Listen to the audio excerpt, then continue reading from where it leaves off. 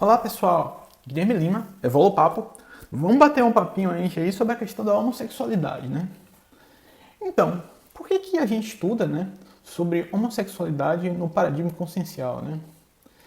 Então, eu vou começar dizendo, né, que se a gente está falando, né, só do ponto de vista da biologia ou da medicina, você pode colocar aí perfeitamente no seu YouTube aí as palavras sexo anal, doutora Anete Guimarães, que ela vai mandar a real para você sobre os problemas, né, do sexo anal, né? E não só em relação, né, a sexo anal heterossexual, quanto a sexo anal homossexual também, né? E ela vai mandar a real para você sobre essa questão, né? Mas além desse processo, né, dessa questão física, né, tá a questão do paradigma consciencial, né? De acordo com o paradigma consciencial, né, a nossa identidade, né, o nosso espírito, ela não tem sexo, né? E às vezes a gente vem, né, numa encarnação como um corpo de mulher, outras vezes a gente vem como com um corpo, né, de um homem, né? E o corpo que a gente recebe, né, tem relação direta, né, com os desafios evolutivos que a gente enfrenta, né, para cumprir a nossa missão de vida ou proexis, né, a programação existencial, né? Então, né, se o corpo que a gente recebe tem relação com os desafios, né, de uma vida num corpo específico, eu diria que não faz sentido, né, essa questão da homossexualidade, do mesmo jeito que não faz sentido, né, incesto ou pedofilia, né? E por que eu estou dizendo isso? Vamos raciocinar um pouco, né, aprofundar um pouco mais. Então, imagine, né, que você é uma criança e aí, em determinado momento, você tem uma lembrança de vida passada em que você e sua mãe dessa vida, né, eram casados, né, e você tem uma memória de você fazendo sexo com sua mãe em outra vida, né? Isso justificaria que nessa vida atual você fizesse sexo, né, com sua própria mãe, né? Do outro lado da moeda, né? Imagine que um pai, né, tem uma filha e tem a lembrança de que na vida passada essa filha era sua companheira, né? Isso justificaria, né, o pai fazer sexo, né, com a filha, né?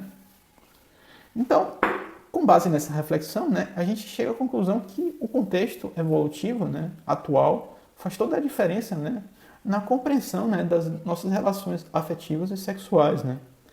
E às vezes, né, a pessoa dá todo tipo de problema numa encarnação atual porque ela não recebe, não reflete, né, mais profundamente sobre essa questão, né, que é o contexto, né, uma vida, né? Do ponto de vista da filosofia, você tem a ideia também, né, que a homossexualidade ela é basicamente uma característica, não propriamente uma virtude, né?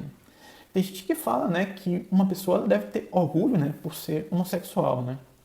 Só que eu diria que não faz nenhum sentido ser orgulhoso por ser homossexual, da mesma forma que não tem sentido nenhum ser heterossexual, né?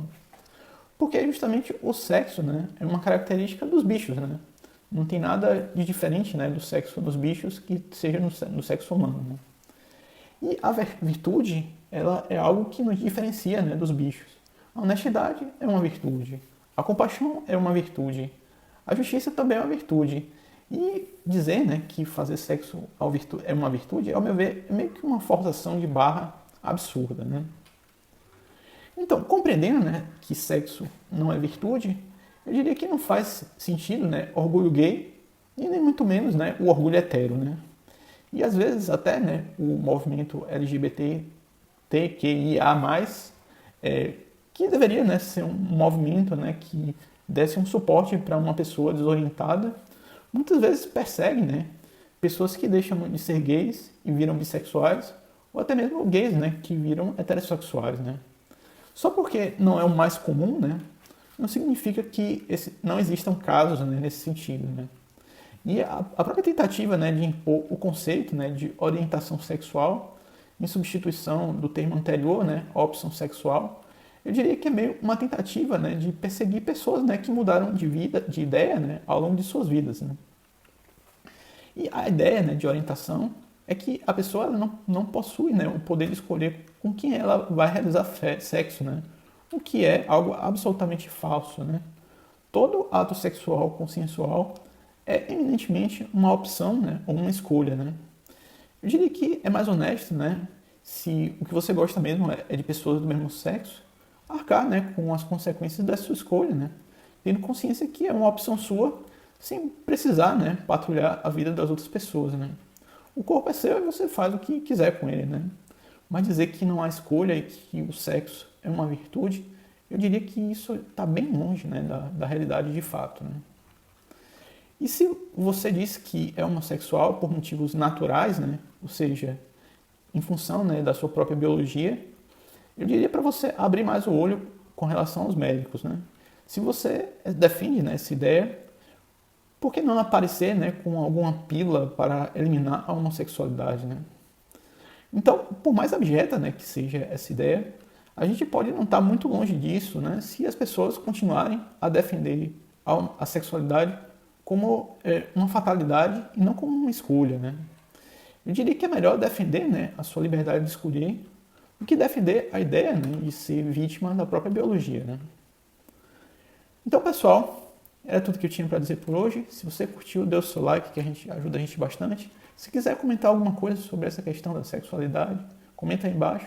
E se quiser ajudar a gente e mais pessoas, compartilhe esse episódio com a gente. Então, era tudo que eu tinha para dizer por hoje. Um forte abraço. Tchau, tchau.